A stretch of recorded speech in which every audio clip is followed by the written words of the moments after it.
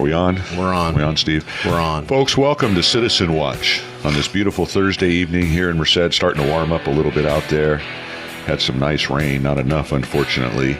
But we're here in the palatial Studio C facilities at Radio Merced downtown at 1020 West Main Street. And, Cappuccino machine. Cappuccino machine comfortable on. Recliner. The lava lights on. We have a guest in studio because of the election season. He's in the interview recliner. Got the back massager on. We know how to take care of our people here. We do. You know Our guests always want to come back after spending a time in Citizen Watch. We'd encourage more people to come in. Don't be afraid. We have Steve Colvard on the controls, best engineer in AM radio in Merced, California, and other places too. I'll take AM and Merced. That works for me. Tortuga. No, he's the Tortuga. And then we have Robert, the Velvet Sledgehammer. Melissa Tomasetti. Gilbert is 50 today. God, is she hot. Melissa, Little House on the Prairie. Remember Melissa Gilbert? I remember Little House on the Prairie. I think she was president of the Screen Actors Guild for a while. Yes. Don Rickles is 88. Don Rickles, what a guy. Mr. Warmth. He just had a big deal for him. He's coming didn't have one in Gallo? Was it Turlock? It's coming to Turlock Theater. He is great. I think he's in his 80s or pushing 90, and that guy's still out there performing. Does he need the money? No, probably not. But anyway, we're here at Studio C. If you miss any of our old shows, you can always go on YouTube and listen to them. Look at that. He caught his mistake. Our address there on YouTube is KYOS space 1480 AM. You just put that into the search bar. Can't they go Citizen Watch with Casey Steed, put that in the space bar and work as well? You can do that. You can There put you go. Citizen Watch with Robert Tomasetti or Steve Colvard, or I think you can just put in Citizen Watch. Hopefully our hits, everything's over 300. I don't know what to say. I'm very pleased with our audience, and I'm glad people are out there listening. We had, of course, Darren McDaniel could spend just one segment with us last Tuesday. And this week, we have another pretty heated race. I think it's heated. I don't know. In my mind, I think people are kind of forgetting the past, and that's something we're going to talk about today as well as the future. And this is of the Treasurer and Tax Collector's Office, and we have the opponent to the incumbent, Richard St. Marie, in studio. Richard, thanks for coming in. Thanks for having me. My pleasure. You're welcome. I heard you call into one of our other shows a week or so ago, and I took the opportunity to call you and ask you to come in. We've asked the incumbent, Karen Adams, to come in, and some people are afraid that this show is kind of a bully or a railroad scheme. You know, things are predetermined before you come in, and they're really not. We're just trying to talk about the issues in a unbiased way. We do use people's records to talk about things. Unfortunately. And I think sometimes that makes people feel uncomfortable. They don't want to talk about their records. You know, we got hammered for that. Well, and I know you were going to tell me about it. We got hammered for what? We get hammered because, well, I talked to Tony Desetti's people. They don't want Tony coming on. Now, I figure that this is a great forum for Tony to explain Did they tell you why they don't want him coming on? Yeah. Why? Well, I'm going to tell you here in a minute. I told Tony that Darren McDaniel was going to come in, that the 460s were going to be revealed about some campaign contributions he took. This is a great forum to go ahead and to, explain to the folks why he changed his vote on Mansionette. They said absolutely no way in hell was exactly what I heard. Okay, absolutely no way in hell is he coming on your That's show. a no, wouldn't you say, Steve? That sounded like a no. Because he doesn't want us to ask him about him changing his vote on the Mansionette project. That's not what I think it is. I think it's the same thing with Karen Adams. I'm gonna raise this because Richard's here. I think that think about it. Karen Adams has been running unopposed since she won that office. 2002, I think she's been in that office. She has run unopposed every year, which means nobody has questioned anything she's ever done or her authority until the newspaper article, which we'll probably talk about. The one you mean in 2011 or when she got censured? Yeah. Okay. And it's exactly what I had said. If you run unopposed, you are telling the voters that you have 4 more years, and this is exactly what Karen's doing. She made a mistake early in that term, and now she thinks people are going to forget about it. And the problem I have is you have to hold these people accountable. Okay, Lisa Presto ran opposed, Mark Pazin ran opposed, Larry's running unopposed. Everybody ran opposed. Barbara Levy didn't run in that one. That was Kent Christensen ran unopposed. Everybody was running unopposed, and it was a slam dunk. And the problem that I have is that you don't hold them accountable, or who's going to hold them accountable? I mean, I'd rather put in a Rite-Aid candidate. At least they know that if they make a mistake, there's a man like Richard St. Marie that's going to look and watch and say, hey, why don't you look at me? I'm a great candidate for this, and here's why, and list his reasons. I think that people like Tony Desetti, are very well-intentioned. I think Tony's a pretty good councilman, but I think Tony doesn't like to answer or doesn't want to be put in a spot or cornered on a hard question. I think what he's got is, when you're a city councilman and you have a campaign, what did you read that he had a campaign, what is a firm helping him or something? What was it? A consulting firm? Yeah. When you have these kind of people, what did they tell you? Stay out of the fire. Stay out of the fire. Right. I think it's just the opposite. I think people like Richard St. Marie who are in here saying, hey, I want as much visibility as I possibly can. Right. Hey, what you got to But throw I'll at tell you me? this, in 4 And years Darren from now, McDaniel. if Richard St. Marie is censored by the county supervisors, we're going to talk about that on his next election. That's right. Nobody gets a pass. We're not trying to attack Tony. We're not trying to attack Karen. But we are going to hold them accountable for what they've done in the past. Well, it can't be just forget about it. Well, this is something that I'd like to read when we get a chance. You want... No, we can read that. It's pretty much about the state of our country. Of our country, and it's really glaring because a lot of it is appropriate with what is going on in our area. Okay, you've got a 67-year-old man running for sheriff who has no business running for sheriff because he's 67. This is not a post-retirement job. This is not to collect more to your war chest for retirement. This is what it's about. He says that he's an administrator. If you got a guy on the street, vote for Vern Warnke. Well, maybe I should do that. Or maybe I should vote for Frank Swigert, who is a guy on the street and an administrator. I'm not looking for a sheriff that's wearing a 3-piece suit in an air-conditioned office and looks good in front of cameras. That's not what I want. Okay, you look at Karen Adams. She has some baggage in her closet. You look at Tony Desetti. Tony lives in a strip of Merced that's encumbered with Atwater. Okay, yes, and to be good about it, to his credit, Tony has been going to a lot of Atwater functions. Okay. Then what you have is you have Lynn Davis. And then you have Will Snyder, who is here, hot, not here. What's he going to do? Don't know, don't care. And the problem is that when we bring this out, why are we bad guys? And that's exactly what this, I'm going to read to you after we have this program with Richard St. Marie, a USA article saying, what has America become? And we see it right here, right now. Absolutely. And if it's going to change, I think it's going to change locally and grow outward. I think we have the most control here locally to make changes. Exactly. If we think so. We voted in, Lisa Presto, I don't know if she's up, what she's doing, unopposed. Barbara Levy has now taken over. She's running unopposed. Yeah. You got Richard against Karen Adams. You're starting to see a dynamic of change and people pushing for change. I don't think and I like Pat Lunny as a person, but having Pat Lunny as a sheriff to me is just putting Larry off. Why don't you just annex it, the sheriff's office with the DA's office, and give the hat to Larry Morris? Because that's what's going to happen. I guess if there's a silver lining in that, the one thing can be said, at least there's an opponent. And that's why we have Richard here, because he's an opponent to an office that there is an incumbent that is being challenged. And in fairness... He creates a choice. Right. And in fairness, we're going to look at Richard's record where he currently is now, which...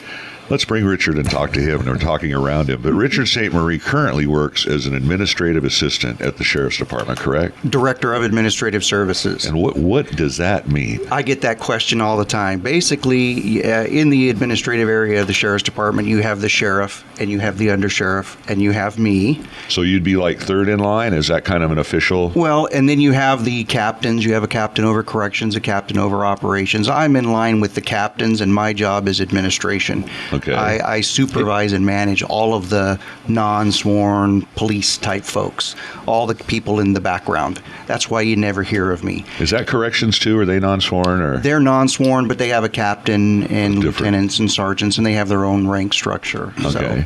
So when you say administrative, you're talking about the financial end of things, right? I do, right. Financial is 99% of what I do, but I also do a lot of work with human resources, Plus, I have a couple of managers that work for me, so I get involved with the human resource personnel issues, the day-to-day operations.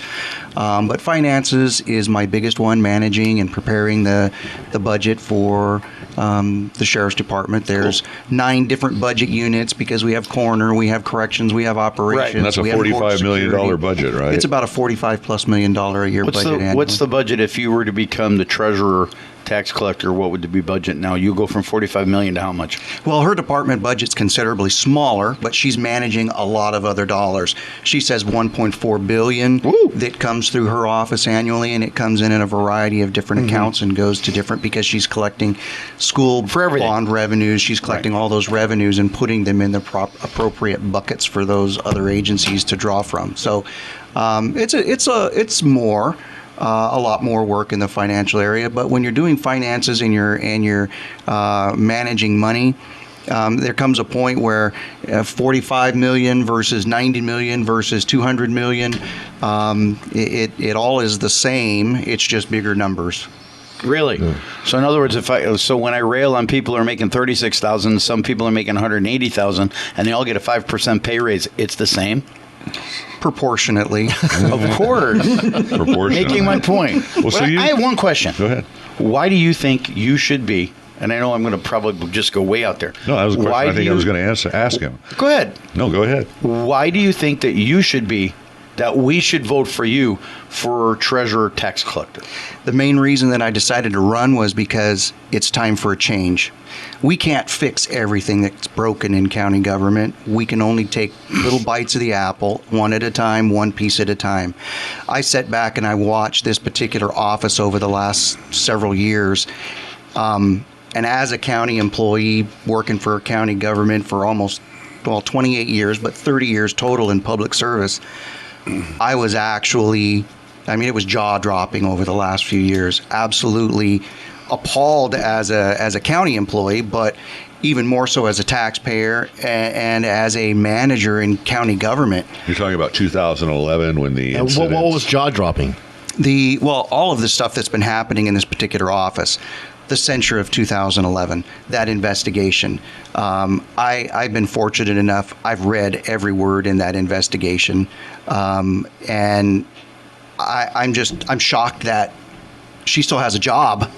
Because if that would have been me, or that would have been any other county employee who was in a manager position, we would have been fired. Isn't that what the supervisors said in their censure? Absolutely. Absolutely. But because she was elected, they couldn't fire, and all they could do was take away that position where sexual harassment had been confirmed. It was the atmosphere that she was creating that was jaw-dropping to you? The atmosphere that she was creating, and the fact that she was actually caught, investigated, proven to have done all these things. And she didn't disagree. And nothing happened. She didn't. It was salacious. Casey uses the word salacious. Yeah. Casey, what were some of the words and some of the statements that were reported she made? This is a family show. Yeah, we're on at 9:00, which I think kids are still up. But right. It was pretty weird. She was very overt in her sexual preferences. She had her boyfriend working in the office, and there was a lot of inappropriate conduct that some employees took as sexual harassment. There was favoritism involved, and these allegations were substantiated, and we had to pay money to these employees that were damaged. And the thing that really bothers me is since 2011, we've been paying her to be the registrar of voters, which is one of the departments they took away from her where these shenanigans were going on. And she was getting a $15,000 a year spiff to handle this department, and that's one of the things the supervisors couldn't take away was her pay. Why not? We really, well, it's an elected position. No. If she took a $15,000 spiff, okay, like for example, Richard's going to take the job. Mm-hmm. So Richard goes in, they swear him in, and they say, Richard, it's $100,000. Right. But if you take the dog kennel over here, we'll give you an extra $10,000. And he does. And then they take it away. They can't take away the $10,000? It evidently didn't work that way. They gave it to her, I think, in 8 or 12, and it was 10, and it was officially when she was reelected in 12. Yeah, what really happened there in 2008, they said, would you take the treasurer, not the treasurer, but the registrar of voters? And she said, sure, I'll take it. And they said, we'll give you $15,000 for that. Right. Well, she was up for election in 2010.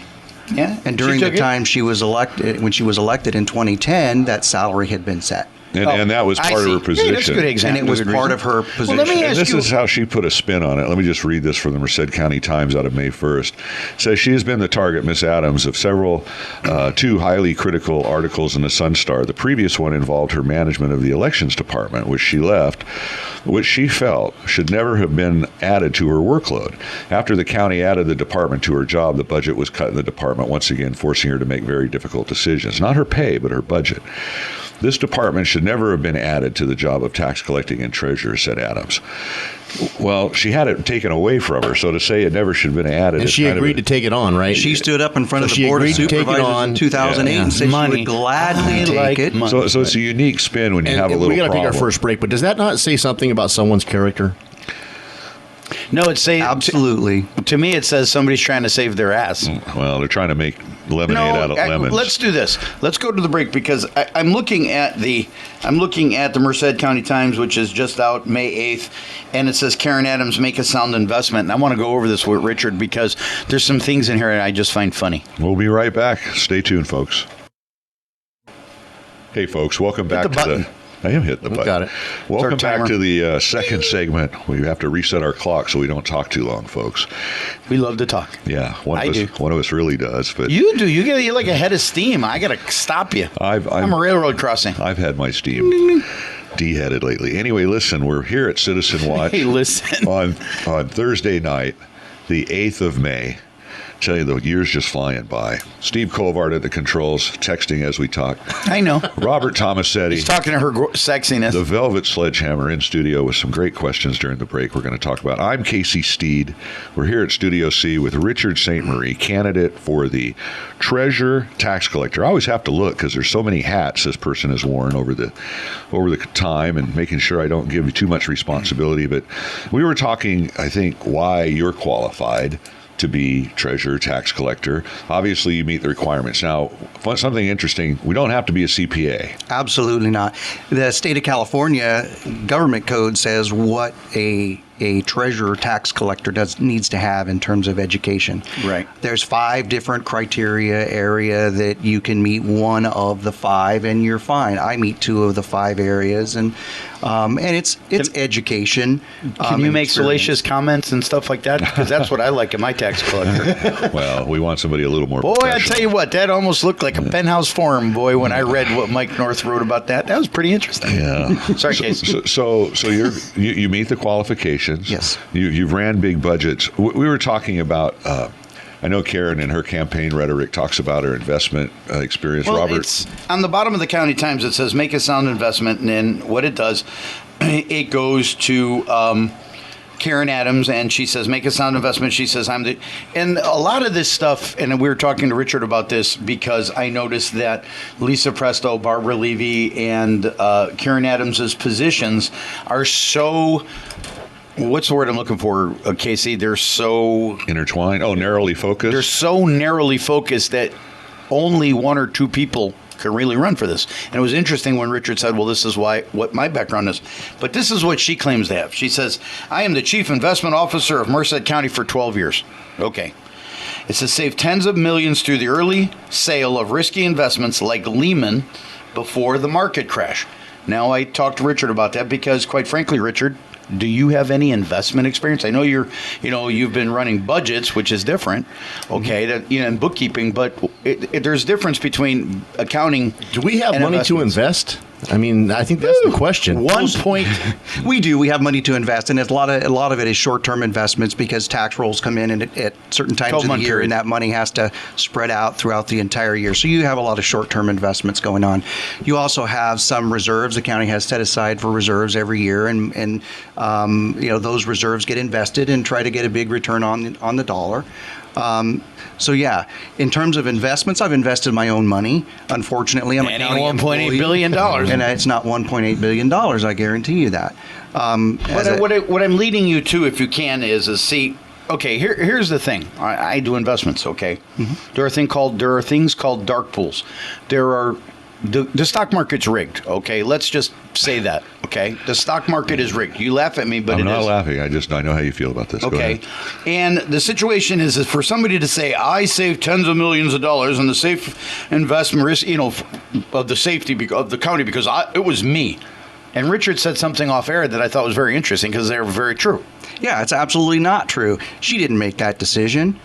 Those are decisions. You have the California Association of Counties. You have Treasurer-Tax Collector associations. You have investors. You have lots of people working. When you're investing $1.4 billion, believe me, you're not the person sitting there watching the stock market fluctuations every day making those decisions. You have a group of people that you have working with you, advising you. Mm-hmm. I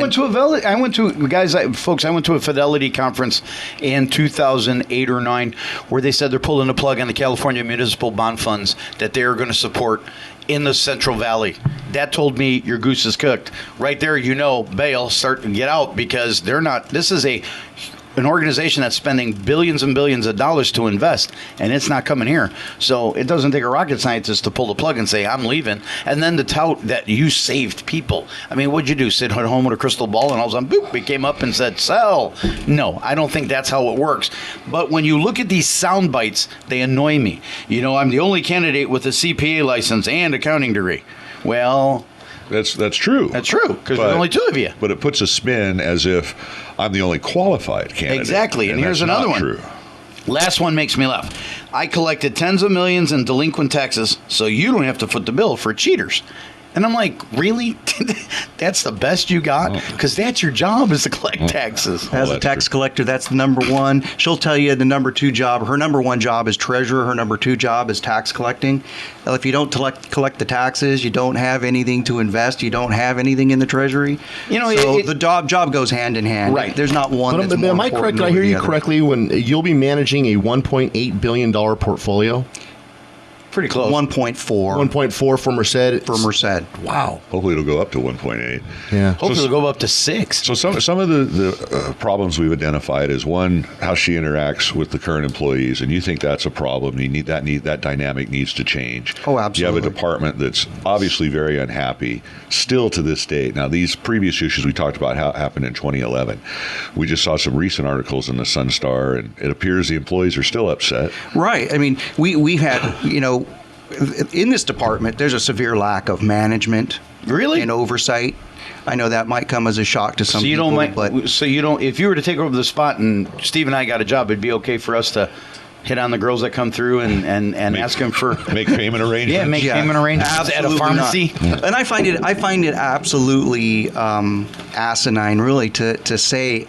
And she said it in the paper, well, I didn't know this was going on. I didn't know that he was doing these things. Can I stop you right there? Because I talked to her privately. She did know. Okay? And this is something that I have a problem with, Casey, and this is why I want to do it with Richard, is I asked her, I said, look, when a guy comes to work with $500 Stacey Adams and every color of the rainbow and the 136 pack of Crayola crayons, that's a lot of He's about his expensive shoes? Yes, this guy's got, he's got colored taupe. Who the heck buys taupe shoes? But anyways, I've known Anthony a long time. And I said, Karen, you didn't know, you didn't ask these questions. And she said, he threatened me. Now, I don't know what that means, but...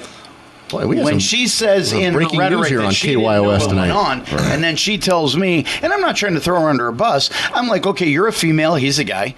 Okay, he's a minority, you're not. I can understand maybe there's a game a little playing. Hey, man, my goose is cooked, so I'm gonna point the finger. But for her to say that she didn't know, and Richard saying she did know, I'm saying she did know, and I think that's a problem because that is a credibility issue. Those are the questions that we. Those are the questions that we ask. That's why they don't want to come on our show. Right. And it is a credibility issue. It really is, because she's not only the treasurer tax collector, she's the department head. Right. She has employees. She has managers. It's her job. She's elected to know what her people are doing. That's true. As a manager, when you have a manager doing these things and the employees are coming to you and telling you this is happening, So what would and you do nothing about what it. would you do your first day in the job? Do you get everybody together in a big room and say, look, the culture around here is changing? I mean, what would you do stepping into a situation that you know you'd be stepping into? Well, that's the first thing I'm going to do is sit down with each individual as a group, but I'm going to sit down with everybody individually. How big and outfit is this? How many employees would you have? There's only about 20 employees Okay. between the Treasury and the tax collector. And revenue and recovery is all part of that. Yeah. But they're as a all- manager, how do you change the culture? I think the first thing you do is you listen to people. Trust. You have some really good people. There's some really good employees that actually went around her and went above her and went to other people in the county to complain about the problems because they were going through the normal chain and she was doing nothing about it. And that's how the huge investigation started That's back how- in right, 2011. exactly right, 'cause she didn't That's how one of her supervisors got arrested. Right. She wasn't reacting to these illegal activities. You mean when he was picked up at the pharmacy trying to play hanky-panky Yeah, with but one of the people that owe us? Yeah, but complaints had been made about Of him, course. and she hadn't really done anything about it, so it kind of went to a higher Because level, the according to law her, he was enforcement threatening level. her, right? Well, that's the point when she says, I didn't know anything about it when it came out. And then when I caught her and I said, look, we'd like you on the show, da-da-da-da. And then I took her to side and said, come on. I said, this guy wears, I mean, I know him. Well, Are you serious? And she said, I was threatened. Well, and I think- she said that they got an investigation, went around her, got an investigation, took her out of the loop, and she knows nothing of what's going on. And that's what I meant. Well, I think one of the issues in the 2011 deal is she had a personal relationship that kind of maybe went south with an employee, and then this employee became disgruntled. It begs to the issue: one, should you have those kind of relationships when you're in that kind of position? With somebody you work with, Absolutely nonetheless. not. No, absolutely not. As an elected official, I mean, as a department head, as a manager, absolutely not. You shouldn't be having those types of relationships with your employees. Now, in this particular case, the 2011 investigation, it was the hostile work environment Right. that she really got hammered on. And by the hostile work environment, what I mean is the employees were complaining about the behaviors, and the behaviors weren't stopping. And when they complained about the behaviors, she started retaliating against them, Right. withholding pay increases, disciplining employees, yelling and screaming and treating employees poorly, Which caused another set of problems. which caused a whole nother set of problems. So it was not just one particular issue in 2011. There was a laundry list of issues in 2011, and to the point that the Board of Supervisors and the investigator in that investigation basically said, we can't trust you Right. to manage and supervise employees. Right. And they took that responsibility away. So One they of the took things that responsibility away. And to your knowledge, one of the things that happened in 2011 is she said, I really haven't had enough time to react to these charges. I can refute them. Has she ever come out that you know of and refuted these charges or proved them to be false? No, and actually, if you read the entire 58 pages of the investigation like I have, she admits to doing these things. You like porn, huh? I mean, there's she absolutely admits. Probably one of the more to, interesting reads that comes out of the county. You and I laugh about this, and we're sorry, Richard, but when you come in here, this is why Tony don't like to come in here. But the point is, I mean, when I read the Sun Star, I'm like, man, this is better than the Penthouse Forum story. I find it Not that I read them. I find it interesting that Mike North is now over there as a legislative analyst, and he wrote a very good series of articles. So she took issue at the time of the censure to, hey, there is another side to this story, but as far as I know, Richard, we haven't heard it, have we? No.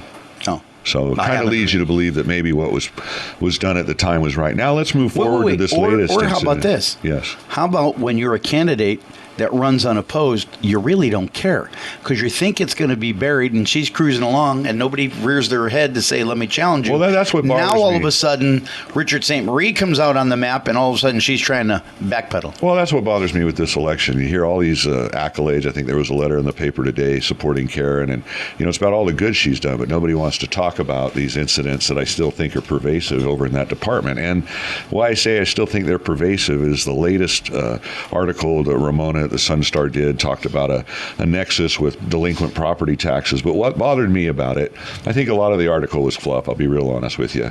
But there was a couple of things that bothered me about Karen is these confiscating bank accounts twice illegally. Now, one time I'll give you, and the same person's bank account was confiscated twice illegally, which really looks bad. Looks like it's kind of predatory. But when she says the department, everything's hunky-dory and these people write in with these accolades, when you confiscate a bank account, account wrongly, that's not doing your job, is it? No, that's not doing your job. Absolutely. And since that time, I guess it's been 8 months since we've had policies in place to start going as a revenue recovery method, these bank account seizures or garnishments. How do you feel about that? Should we be doing bank account seizures?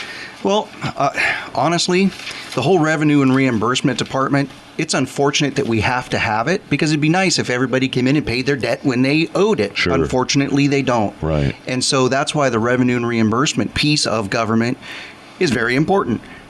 It's also not sexy and it's not favorite. It's not favorable.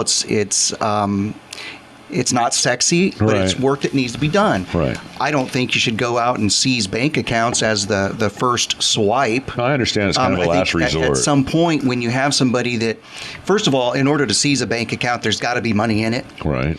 And so if the revenue and reimbursement folks are looking at these bank accounts and they're seeing this guy has hundreds of thousands of dollars in the account and not paying their taxes, Right.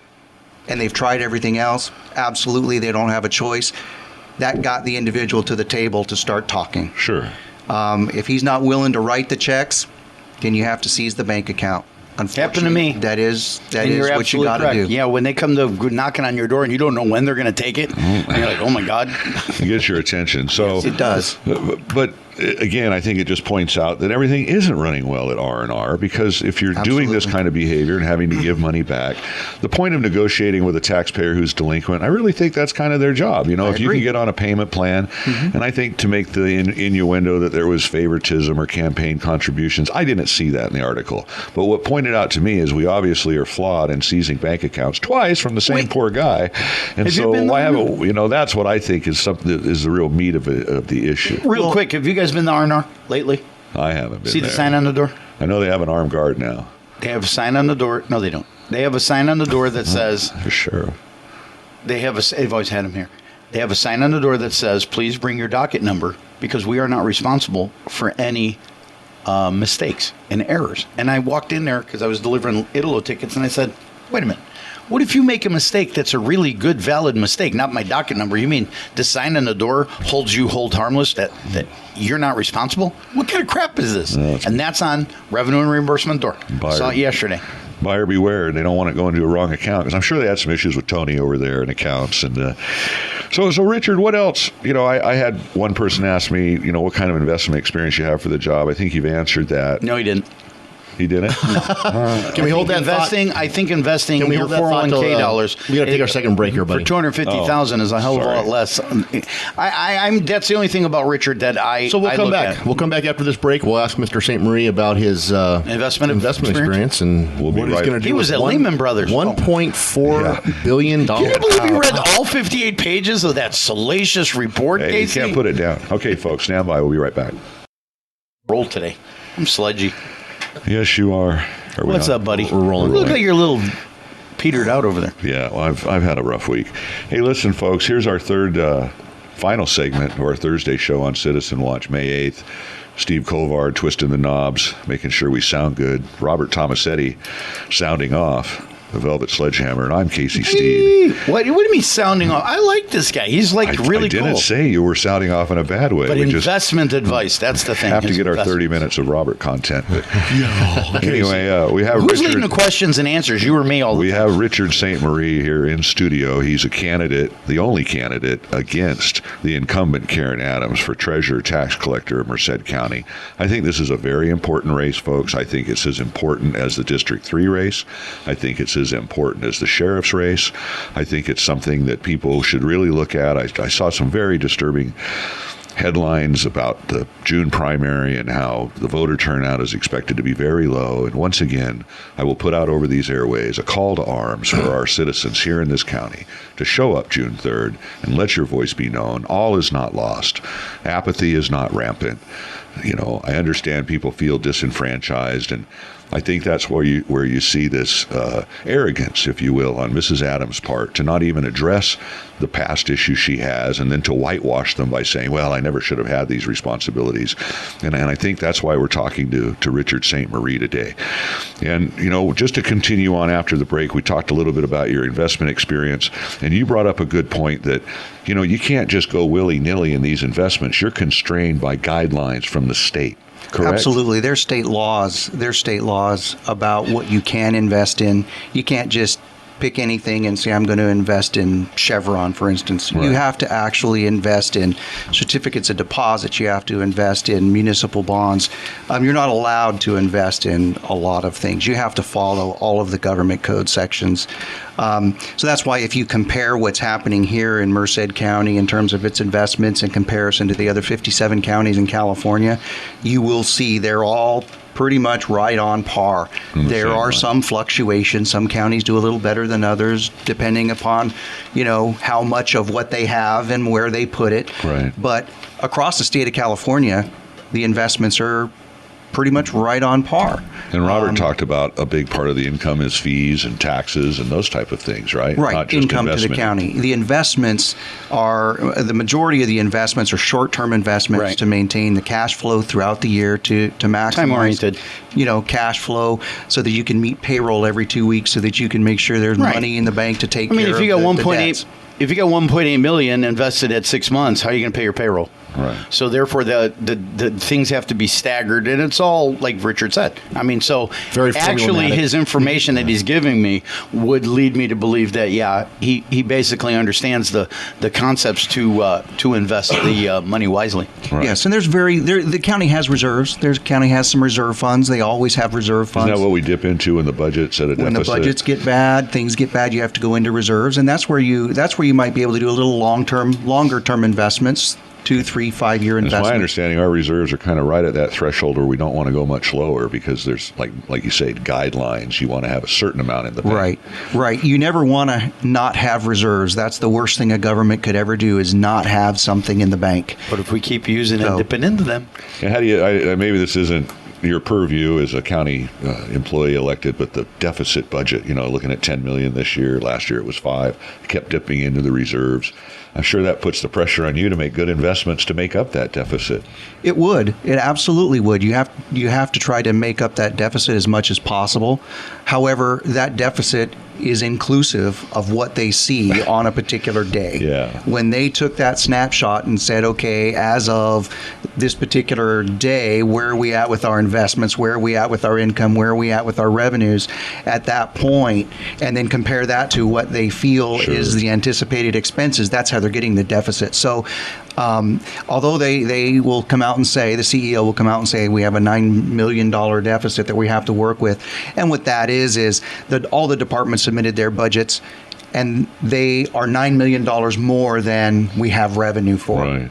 So that's where you have to sharpen your pencil and you have to start going back and, number one, looking at your revenues to make sure you have that right. And then start looking at what are some of the things we could possibly do without. Maybe do we do don't that on time need- intervals, though, Richard? That's how Sure. that's how Karen and I got in this discussion. I said, Karen, first of all, you guys are going to be basically in the black. Then you're 9.3 million upside down. Right. Do we look at things at intervals, maybe monthly or quarterly, to let the CEO know, hey, this train is heading to Southsville, and we need to do something, and we need to change some things, or do we just let it go and then go, oh, it's the end of the year now? I think let's they fix look it. quarterly. Oh, absolutely. They do look at it quarterly. Then why don't they report it quarterly instead of, bam, we were in the black and now we're 9.3 million upside down? I think people pay attention at budget time, which is now in June, Right. and they say, hey, we're at a deficit. And it is true throughout the year. Let me ask you this, your opinion.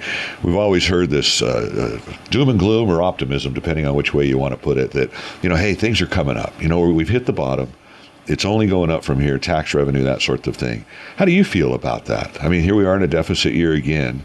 It's hard to anticipate if these investments are going to make more money. But what's your general feeling? I mean, are we out of the mud or are we still... My general feeling is we've hit bottom and we're coming out. Okay. We are coming out of it. I think if you look at everything that's going on, not only in the market, you look at market values, you look at property values, you look at employment, you look at all these different economic factors, we are better off today than we were 2 years ago, even 3 years ago at this particular point in time. Right.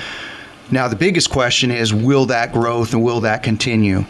Will it plateau and flatten out, or will it continue to grow? I think we've seen some pretty rapid growth. I don't think it's going to continue at that pace. I Right. think it's going to be continual growth over time. It's not going to be huge that we've seen in, say, the last year, because we've actually done pretty good. Market values here in Merced have started to come up. Right. But we also have some additional expenses coming up, don't we? As far as like contributions to the retirement systems and so on and so forth. Retirement. So even if things do grow, that money's really spoken for already, isn't it? Right. Well, and this is what really kind of infuriates me, because back in 2005 and 6, when there was the huge vote to increase retirement benefits to employees at that time. Right. At that time, I said, the county cannot afford this. Cannot afford it. Because these people are getting benefit that they didn't pay into. Right. Let me ask you, who wrote that, if you can, because this is something that I go to John Pedrosa and the supervisors. Supervisors all the time. No, John says it wasn't him. I don't know whether we believe it or not, but when you look at the budget and you say we're sniffing black and give them 6%, who comes up with that? Who's the one that comes up and says, let's give Mark Payson $199,000 this year and let's let him spike? Who comes up with these ideas that that's perfectly acceptable behavior?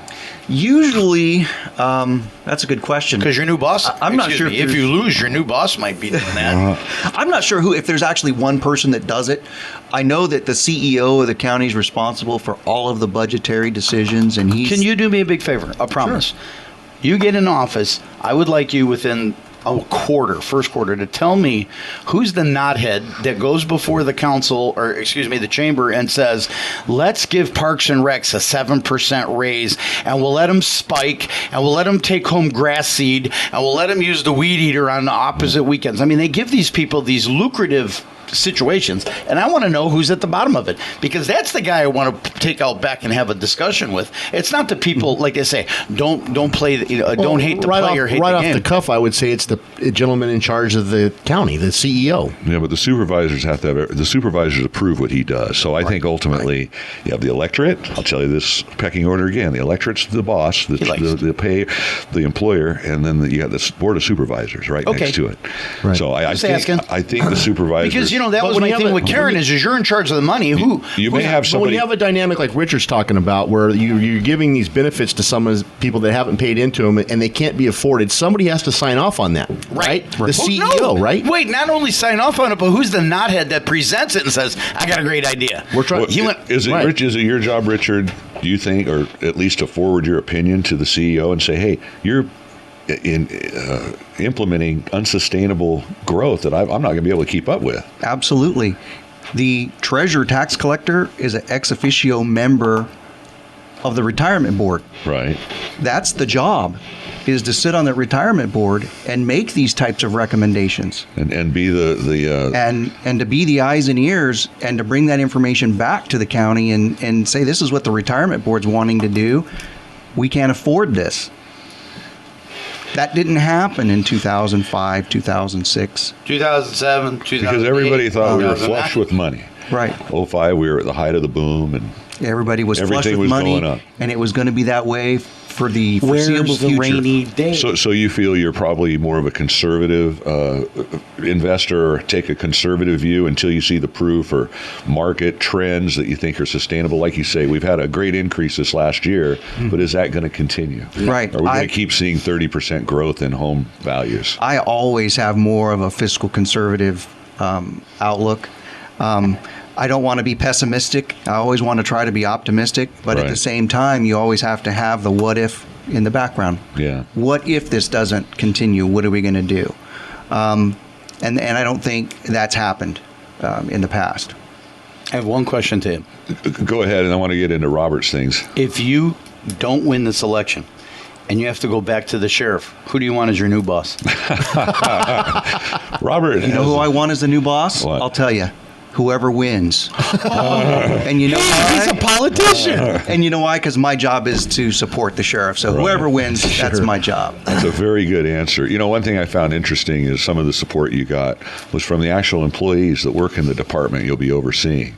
And I think that speaks volumes. You can speak to that if you want. But I made this comment on Tuesday's show, and I'll be real brief. You working over at the Sheriff's Department in Marks, third-hand man, as you say, right below the undersheriff. You haven't been organized labor. I won't say which union, but you haven't been organized labor's favorite over there because you kind of dole out the money and say what's available. So for organized labor, or a unit of organized labor, to endorse you now for this position that you're running for, I think speaks volumes not only to you, but the situation in the existing office there. Absolutely. I mean, it tells a story of its own. And you're absolutely right. In the position that I hold currently, yeah, I'm not the favorite guy with labor because I am the money guy. The support of the union and the employees of the Treasurer-Tax Collector office is absolutely means more to me than anything in the world, because that tells you that there is a serious problem. It tells you that the employees are willing to stand up and say there's a serious problem. And it tells me they're willing to stand up and say, we can fix it. We just need the opportunity. And they think I'm the opportunity. And I want to make that come true for those people. There's some hardworking employees, some career people that have worked hard for this county for years. They see that they can't do 4 more years, and they want to change. So that's what drove me to seek this election. I'm not a politician. I'm not a good politician. I've always been the guy behind the politician, getting the work done. Yep. And that's what I'll still be if I'm elected. I'll be the person in the office getting the work done. And they see that, and the employees appreciate that, and the employees are ready for that. Yep. So call that respect, I think. It's respect. It is, and I thank you. It does mean a lot to me. They may not like me, but hopefully, I think they do respect me. I think it means a lot in relation to his current position at the county and what he's responsible for, and how the organized labor, he's in a tough spot. Let's put it honestly. I mean, he has to say what he can do and what he can't. He can't print money, and you can't please everybody. Everybody wants more in organized labor, and I think it's very telling. Robert, you had something you wanted to talk about real quick. We need to give Rich some time to tell us what he's going to do. Well, why don't you just do that? We can. What I was going to complain about is this group pitching a project in D.C. I'll do the second part Tuesday. Or one voice, you mean?